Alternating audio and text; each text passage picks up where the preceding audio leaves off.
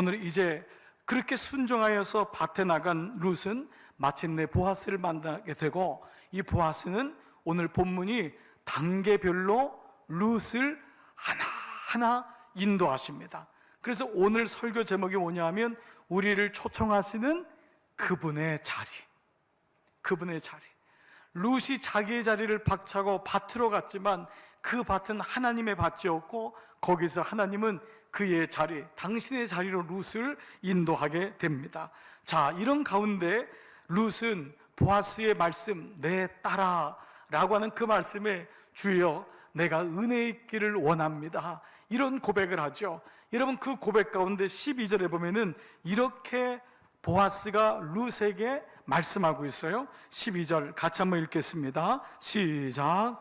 여호와께서 내가 행한 일에 보답하시기를 원하며 이스라엘의 하나님 여호와께서 그의 날개 아래에 보호를 받으러 온 내게 온전한 상 주시기를 원하노라 하는지라. 자, 여러분, 우리 지난주에 여기서 보답하다, 온전하다가 같은 단어라는 거 여러분 기억하시죠? 샬레마라고 하는 같은 단어로 이것은 하나님의 평안, 바로 빛을 탕감해 주시는 그 하나님의 은혜가 상 주시는 이심을 말미암아 하나님이 원수의 목전에서 상을 베풀어 주시고 우리에게 마지막 달려가는 자에게 상을 주시는 그 하나님에 대한 말씀을 하고 있어요. 그 룻은 어떻게 나 같은 사람에게 이런 은혜를 베푸십니까? 라는 고백을 하죠. 근데 우리가 읽었던 12절에서 한 가지만 더 묵상한다면 그것은 바로 그의 날개 아래 보호를 받으며 라고 하는 단어입니다. 여기서 바로 그의 날개라는 단어인데, 이 날개라고 하는 히브리 말이요, 카나프라는 단어인데, 이 카나프는 샬레마처럼 아주 요긴한 동사, 명사형입니다.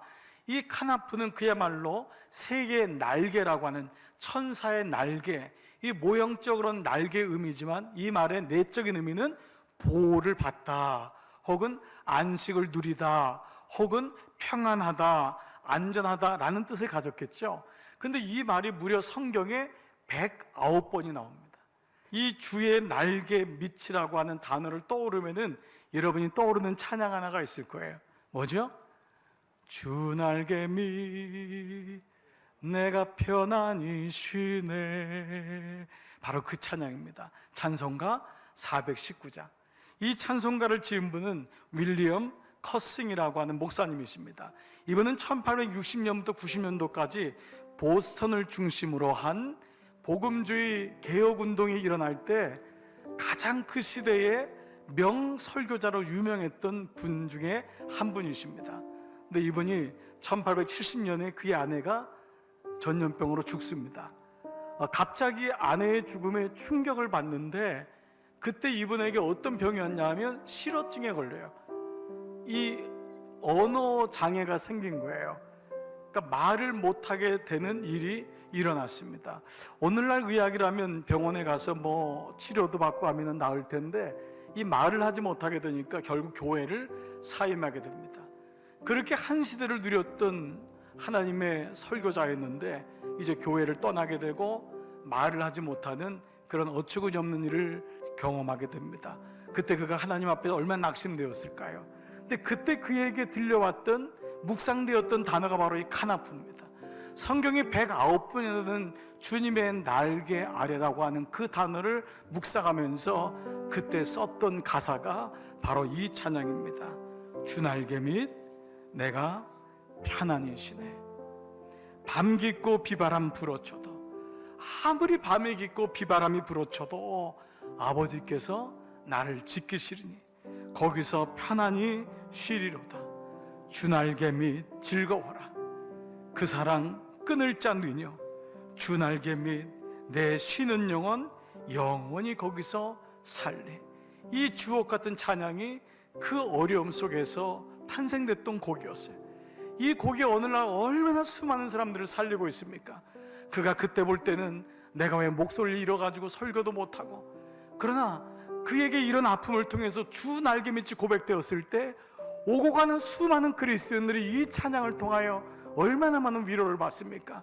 그때 그가 또 불렀던 찬양, 만들었던 찬양이 여러분 잘 아시는 이 눈에 아무 증거 아니 배워도 믿음만을 가지고서 늘 걸으며, 그때 그 시대에 이분이 만들었던 찬양이었습니다. 이후 300곡의 주옥 같은 찬양을 통하여 수많은 사람이 어려움에 있을 때 하나님 앞으로 나가겠던 것입니다. 사랑하는 여러분, 오늘 주 날개 아래 오신 여러분, 주님의 이름으로 축복합니다.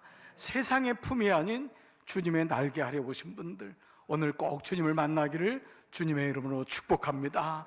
자, 이런 가운데 이제 우리는 오늘 본문은 내 주여 당신께 은혜 있기를 원하나이다 고백하는 룻에게 보아스는 당신의 자리로 룻을 초청합니다. 이것이 세 단계로 초청하는 것이 오늘 본문에 나와 있는데, 이 세 단계를 통해서 여러분의 자리는 지금 어디에 있는지, 또 하나님이 궁극적으로 우리를 어느 자리까지 인도하시는지를 한번 같이 묵상해 보겠습니다. 자, 첫 번째, 그분의 초청은 바로 식사애로의 초청입니다. 보아스는 룻을 식사의 자리로 초청합니다. 자, 14절 한번 보시겠습니다. 같이 한번 읽겠습니다. 시작. 식사할 때에 보아스가 룻에게 이르되 이리로 와서 떡을 먹으며 내 떡 조각을 초에 찍으라. 룻이 곡식 빼는 자 곁에 앉으니 그가 볶은 곡식을 주매 룻이 배불리 먹고 남았더라. 자, 첫 번째 말씀 보시면은 언제요? 식사할 때에 보아스가 룻에게 이르되 이리로 와서 떡을 먹으며 라고 말씀이 나와 있어요. 자, 그런데 우리가 좀 이 말씀을 읽으면서 혹시 여러분 중에는 뭐 별거 없네, 좀 너무 좀 싱겁지 않나, 좀 의외라고 생각하는 분도 있을 수 있을 거예요. 왜냐하면 이 바로 12절에 보아스가 뭐라 그래요?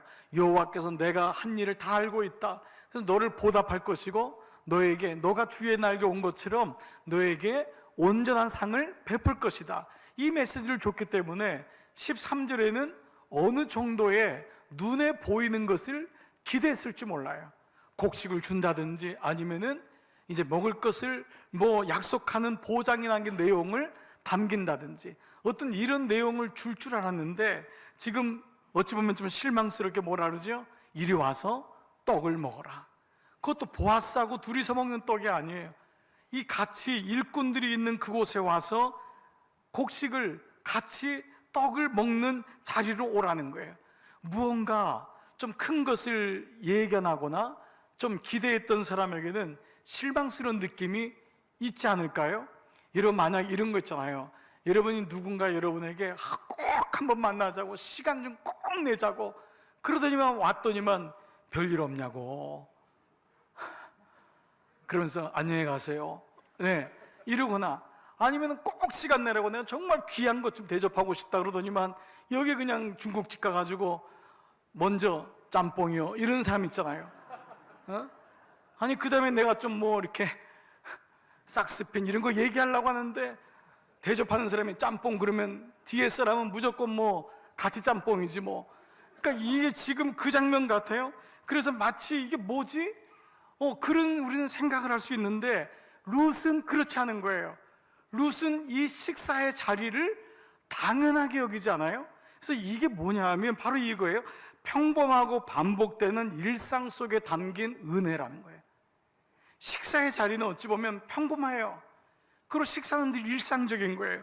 근데 여기 속에 담긴 은혜가 얼마나 큰지를 얘기하고 있어요. 룻은 평범하고 일상적인 이 은혜를 당연하게 여기지 않습니다. 그리고 무엇보다 중요한 건요, 룻기의 말씀을 보면은 지금까지 한 번도 식탁의 자리가 나오지 않아요. 지금 처음 나오는 거예요. 룻기 1장은 흉년으로 시작해요. 그 다음 나온 단어가 죽음이에요. 그 다음 단어가 이별이에요. 그 다음 단어가 마라, 쓴물이에요. 그런 단어 속에 처음으로 룻은 이게 얼마 만에 식사할까요? 얼마 만에 누가 나하고 같이 식사하자는 거예요. 모함 여인인 룻을 누가 부르겠어요? 근데 그 보아스가 와서 같이 떡을 먹자, 이 한 단어에 룻은 이것을 당연히 여기지 않았어요. 하나님 너무 감사합니다. 이것이 바로 룻의 말씀인 거예요. 낯선 땅에 온 이방 여인을 바로 보아스와 하나님의 백성들과 함께 떡을 나눕니다. 이거를 가리켜서 바로 예배로의 초청이라고 하는 것입니다. 하나님 우리를 예배로 부르시는 것이, 이방 여인이었던 우리, 구원받지 못했던 우리를 하나님이 당신의 식탁으로, 당신의 자리로 부르신 거예요. 와라, 와서 예배하자. 그래서 예배에 감격이 있다는 건 너무 감사한 거예요. 여러분은 한 번, 두 번, 뭐 우리 리더들은 몇 번을 예배 드리실 수 있겠지만, 저도 여러분 3번을 예배를 하루에 이제 일주일에 주일날 말씀을 전할 때마다 들어올 땐 정말 힘들어요. 사실은요. 예배 끝나고 올라가면은 잠깐 기도해 줄 분들 기다리면은 그분들 위해서 기도하고, 그 짬 있으면 가서 그냥 누워요. 그래서 또 몸을 추스리고 내려올 때는 너무 힘이 들어요. 그런데 이 앞에 내려올 때는 너무 감사한 거예요. 하나님 또 예배 드릴 수 있게 돼서 하나님 감사합니다. 또 강단에 설 수 있도록 힘주셔서 너무 감사합니다. 이 마음이 오는 거예요. 여러분, 예배를 당연히 여기지 마십시오. 하나님이 예배로 초청하는 이 하나님의 손길을 늘 감격해 하십시오. 오늘 여러분에게 예배로의 초청, 당연하고 일상의 삶이지만은 식사자리로 초청하시는 그 주님의 음성, 이것은 마치 다윗이 요나단의 아들 무비보셋에게 사무엘상 9장 7절에 너는 항상 내 상에서 떡을 먹을지어다, 바로 이 은혜가 있는 것입니다. 이 식탁의 은혜가 여러분과 함께 하시기를 축복합니다. 자, 예배 자리에 감격한 룻을 보아스는 그 다음 자리로 인도하십니다. 그것은 바로 이제껏 먹어본 적이 없는 마세로의 초청입니다. 이제껏 먹어본 적이 없는 마세로의 초청. 자, 여러분 이미 말씀을 보셨겠지만 말씀이 뭐라 그러지요? 내 떡을, 너와 함께 떡을 먹으라. 그 다음에 뭐가 나오죠? 내 떡 조각을 초에 찍으라. 내 떡 조각을 초에 찍으라. 룻은 너무 섬세해요. 문학적인 작품이고 너무 이 구속적인 은혜가 있기 때문에 그것을 소홀히 지나가지 않습니다. 사실은 룻기는요, 제가 이렇게 쪼개보니까 한 12번 정도로, 처음엔 9번으로 했다가 이 12번으로 나눠지겠는데 20번, 30번을 해도 끝이 없는 말씀이 룻기 말씀이더라고요. 그 말씀 중에 하나, 내 떡 조각을 초에 찍으라. 여러분, 이 초에 찍으라는 이 말씀은 또 하나의 보아스의 배려인데요, 초라는 것은 당시에 달콤한 포도주로 이 그런 별칭을 가진, 원어적으로는요 발효된 식초, 지금으로 말하면 소스입니다. 근데 그 당시 애굽에서는 이게 사람들이 일한 후에 먹는 것이지만 사실은 흉년을 지난 이스라엘 땅에서는 이것 자체가 너무 귀한 거예요. 근데 보아스는 떡만 먹으라는 것이 아니라 이 과거의 희귀한 식료품이었던 초에다가 떡을 찍어서 먹으라는 것입니다. 여러분, 떡 먹는 것도 너무 감사한데 와서 초까지 찍어 먹으라는 이 보아스의 배려인 거예요. 아마도 룻에게 이것은 전혀 경험하지 못했던 마세로의 경험이었을 거예요. 이것은 우리를 향한 그분의 세심한 배려와 사랑을 얘기합니다. 와서 식사만 하지 마라. 그냥 예배만 드리지 말고 그 가운데 이제껏 경험하지 못했던 말씀의 맛을 보아라. 그 하나님의 은혜를 맛보아라. 제가 목회자로서 여러분도 그런 마음 느낄 거예요. 여러분 배우자가 같이 왔는데 배우자가 10년, 20년, 30년 지나도 믿음의 진보가 없다면 여러분 얼마나 마음이 안타깝겠어요. 하나님이 우리를 보실 때도 마찬가지예요. 주님의 교회 성전에 오는 것으로 만족하지 말고 그 말씀의 맛을 맛보아라. 그 말씀의 맛을 보아라. 그런데 여러분, 이게 우연의 이치일까요? 룻의 중손자가 다윗 아닙니까? 다윗이 시편 30파 4편 8절에서 이 맛보다라는 단어를 쓴 말씀이 있어요. 그게 바로 이 말씀이에요. 뭐지요? 너희는 여호와의 선하심을 맛보아 알지어다. 여호와의 선하심을 맛보아 알지어다. 그에게 피하는 자는 복이 있으리. 여호와의 선하심을 그냥 느끼는 정도가 아니라 맛보아 알지어다. 그분이 어떠한지를. 룻은 보아스가 말하는 그 초에 떡을 찍어 먹으면서 하나님의 선하심을 맛보는 거예요. 떡의 맛을 보는 게 아니에요. 하나님의 사랑을 경험하는 거예요. 내 자녀가, 내 삶의 변화가 있다면 그 은총, 변화된 걸 가지고 보는 것이 아니라 그 뒤에 계신 여호와의 선하심, 하나님의 그 수, 내 수로는 도무지 보이지 않는데 하나님의 수를 의지했더니 하나님이 주시는 그 놀라운 여호와의 선하심을 맛보아 알지어다. 근데 시편 34편 8편은요, 거기 성경문 제목에 블레셋으로 도망가요 미친 척 한 후에 쓴 시라고 나와 있어요. 제목이. 그게 뭐죠? 사울 왕이 하도 죽이려고 쫓아오는데 도망갈 데가 없으니까 블레셋까지 도망간 거예요. 근데 거기서도 블레셋이 죽이려고 하니까 다윗이 미친 척을 합니다. 침을 질질 흘리고 정신없는 것처럼 막 바보 흉내를 내면서 거기서 살아남는 거예요. 그 다음에 먼 훗날 보니까 그 쓴맛을 봤던 그때가 기억이 나는 거예요. 그리고 왕궁에서의 없는 음식을 다 먹었겠죠. 그 맛있는 음식. 그런데 돌아보니까 그 쓴맛도 세상에 둘도 없는 맛있는 맛보다 더 소중한 맛이 있는데 여호와의 선하신 맛. 너희는 여호와의 선하신 맛을 맛보아 알지어다. 그 선하심을 맛보아 알지어다. 사랑하는 여러분, 예배에만 머무르지 마십시오. 교회에 온 것으로만 머무르지 마십시오. 강남중앙교회 성도가 된 것으로만 머무르지 마시고 말씀의 맛을 보셔야 됩니다. 말씀의 맛을 보지 않으면 결국 세상의 맛에 빠집니다. 세상의 맛이 얼마나 달콤한가요? 세상의 맛이 얼마나 유혹적인가요? 그 맛에 한번 맛들린 사람 벗어나지 못하는 것을 여러분 보지 않습니까? 정말 여호와의 선하신 맛을 보지 않으면 거기 붙들리는 인생으로 살 수밖에 없어요. 그러므로 여호와의 선하신 맛, 말씀의 그 맛을 보므로 이 세상의 맛보다도 하나님의 맛이 훨씬 크고 놀랍구나, 이 은혜가 있기를 축복합니다. 그래야지만 주님을 떠나지 않습니다.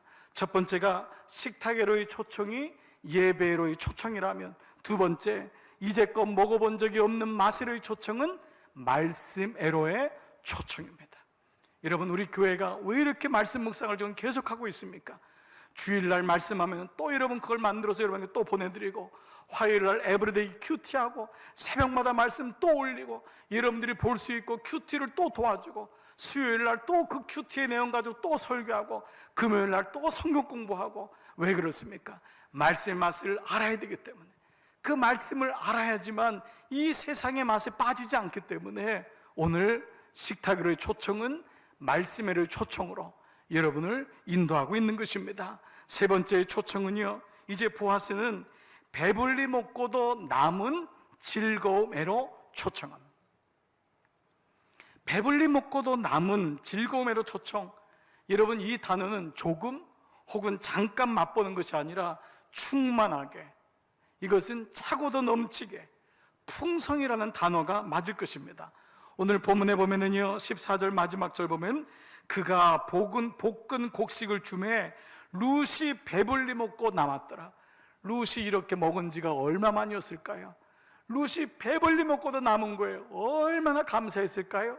그 다음에 보니까요, 17절 보니까 룻이 밭에서 저녁까지 줍고 그 주운 것을 떨어내니까 보리가 한 에바쯤 되니라. 그리고 날이 저물어가지고 이제 어머니한테 가려고 하니까 저녁까지 주운 것을 다 떨어보니까 모아봤더니 보리 한 에바예요. 에바는 히브리인들의 곡식을 재는 이 단위잖아요, 그렇죠? 근데 쉽게 말하면 이 한 에바가 어느 정도냐면 키로수로 22kg 정도예요. 그러니까 여러분, 쌀 한 포대 이렇게 들을 때 있죠, 큰 거. 그게 이 한 에바인 거예요. 그러면 먹는 양은 건장한 장년 10명이 이틀 동안을 충분히 먹는 양이 한 에바예요. 그러니까 나이 드신 시어머니 나오미하고 룻 두 여자분이 드시게 된, 물론 요즘 여자분들도 많이 드시긴 하지만은 죄송합니다. 네, 그렇지만 일주일은 충분히, 얘기하고 나니까 웃기네요, 이게. 예, 네, 그렇습니다. 일주일은, 열흘은 충분히 먹을 수 있는 양이 한 에바예요. 그런데 여기서 멈춰지는 게 아니에요. 성경이 가리키는 배불리 먹고도 남은 즐거움은 이 정도의 즐거움이 아니라는 거예요.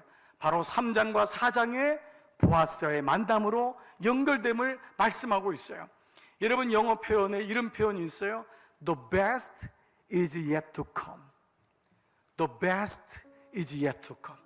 가장 좋은 것은 아직 오지 않았다. 오늘 룻기 2장에서 보리 한 에바에서 이제 됐구나라고 룻은 끝났지만은 이것이 아님을 감지한 사람이 있어요. 누구죠? 나오미인 거예요. 룻은 수를 못 셌지만 나오미는 하나님의 수를 읽고 있었어요. 하나님이 왜 우리를 베들레헴으로 부르셨는지, 왜 이 룻 이방 여인을 왜 베들레헴 땅 가서 이 모욕 속에 이 힘든 가운데 왜 집어 던지셨는지 보리 한 에바 얻기 위함이 아니라는 것을 나오미는 알고 있었어요. 그래서 때로 우린 다 룻같이 연약한데 나를 위해 기도해주는 나오미, 나를 위해 기도해주는 내 배우자, 나를 위해 기도해주는 장로님, 권사님, 집사님, 그분들의 수일기가 들어가는 거예요. 룻은 수일기라고 했어요. 우리의 수로는 안 돼요. 여러분의 수로 됩니까? 내 자녀하고도 수싸움에서 이길 수가 없는데, 그런데 한 단계 더 나가보는 거예요. 이것을 나오미는 알았어요. 나오미는 자신과 며느리 룻을 부르신 하나님의 풍성하신 은혜가 그저 보리 한 에바에 멈춰지지 않는 것임을 알았던 거예요. 온전한 구원하심이 있구나. 그래서 이 한 에바는 단지 그림자의 뿐이구나. 그래서 오늘 이 나오미는 20절에 이렇게 말해요. 나오미가 자기 며느리에게 이르되 그가 여호와로부터 복받기를 원하노라. 그가 살아있는 자와 죽은 자에게 은혜 베푸시기를 그치지 아니하는도다 하고, 나오미가 또 그에게 이르되 그 사람은 우리와 가까우니 우리 기업을 물을 자 중 하나이니라. 바로 보아스를 등장시키는 거예요. 보아스를 만날 때만이 진정한 배부름이요 진정한 즐거움인 거예요. 이것이 하나님이 주신 우리의 구원의 완성인 것입니다. 사랑하는 여러분, 우리의 인생이 여러분이 지금 어떤 자리에 있든지, 여러분이 지금 몇 살이시든지, 여러분이 어떤 상황에 있든지, 여러분의 자녀가 어떤 모습이든지, 여러분이 어떠한 병에 걸리셨든지, 가장 중요한 것이 있어요. 아직 가장 좋은 것은 아직 오지 않았다는 거예요. 가장 좋은 것은 아직 오지 않았다. 설령 우리가 죽음에 간다 할지라도 가장 좋은 것은 아직 오지 않았다. 이게 믿음의 선포인 것입니다. 근데 왜 우리가 예배를 드리면서도 이 선포를 할 수 없느냐? 자기 수에 자기가 빠져있기 때문입니다. 내 수로 내 인생을 보니까 소망이 안 보이는 거예요. 여러분의 수로 여러분의 자녀를 봐보십시오. 무슨 소망이 있습니까? 한숨만 나오죠. 힘들지요. 그때마다 하나님의 수를 의지하셔야 됩니다. 주님의 교회를 섬기니까요, 주님의 교회도요, 겉으로 보면 수가 나오잖아요. 하나님의 수를 봐야지만이, 하나님의 계획을 봐야지만이 주님의 교회가 있는 거예요.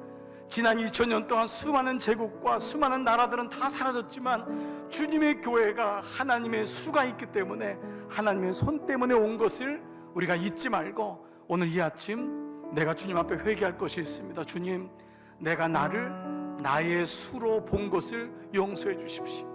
주님, 내가 나의 남편과 나의 자녀를 나의 수로 판단하고 정죄한 것을 용서해 주십시오. 하나님, 내 인생이 주님의 손에 붙잡히기를 소원합니다. 오늘 이 기도가 우리에게 있어야 될 줄 믿습니다. 여러분 중에는 혹이나 룻기를 묵상하지만 지금 목사님 나는 여전히 1장에 있습니다 라고 고백하는 분이 있을 것입니다. 흉년이고 죽음이고 이별이고 쓴물이고, 그러나 여러분들이 밭에 나온 것입니다. 지금 주님의 밭에 나와 있는 것입니다. 그렇다면 이제는 이 밭에서 보리 한 에바를 얻는 것에 만족하지 마시고 3장으로 4장으로 나가시기 바랍니다. 그때 우리는 진정한 구원의 완성이 우리를 통해 이루어지고, 4장의 마지막에 등장하는 사람이 누구예요? 바로 룻이 오벳을 낳고, 오벳이 이새를 낳고, 이새가 다윗을 낳으니라. 바로 그 말씀으로 연결되는 것입니다. 저는 룻기를 읽고 묵상하면서 제 자신에게 너무 위로가 되고 은혜가 되는 것은, 제 인생에도 1장의 흉년이 있었거든. 가난하고 소망이 없고 희망이 없고 아무도 거들떠보지 않는 어느 날 우연히 갔던 것이 밭이었고, 그것이 교회였고, 거기서 믿음의 장로님들, 믿음의 권사님들, 믿음의 어머니들의 기도로 제가 신학을 가고 하나님의 부르심을 받고, 그런 가운데서 1장, 2장은 반복되더라고요. 그리고 어떤 때는요 3장에 갔다가 다시 2장으로 돌아가는 것 같고, 또 삶의 어려움이 있지만 그때마다 하나님께 고백하는 것은 The best is yet to come. 내가 눈에 보이는 것이 The best가 아니에요. 하나님의 인도하심을 내가 신뢰하는 거예요. 어떤 모양으로든지 가장 좋은 것은 아직 오지 않았다. 오늘도 여러분에게 자녀에게 선포하셔야 돼요. The best is yet to come for you. 너에게 가장 좋은 것은 아직 오지 않았어. 엄마는 믿는다, 아빠는 너를 위해 기도한다. 우리 자신을 향해서도 마찬가지입니다. 마귀는 오늘 여러분에게 얘기합니다. 너를 봐라. 뭐가 소망이 있니? 니네 집구석에 뭐 선한 것이 있니? 너는 흉년이고 죽음이고 가난이고 쓴물이야. 근데 오늘 성전에 오신 여러분, 주님이 뭐라고 하십니까? 가장 좋은 것은 아직 오지 않았습니다.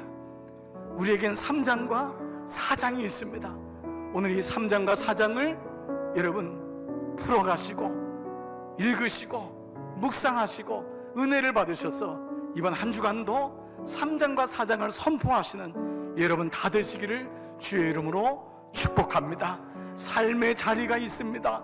하나님의 그 삶의 자리를 의심하지 마시고 신뢰하시고 나가십시다. 아멘.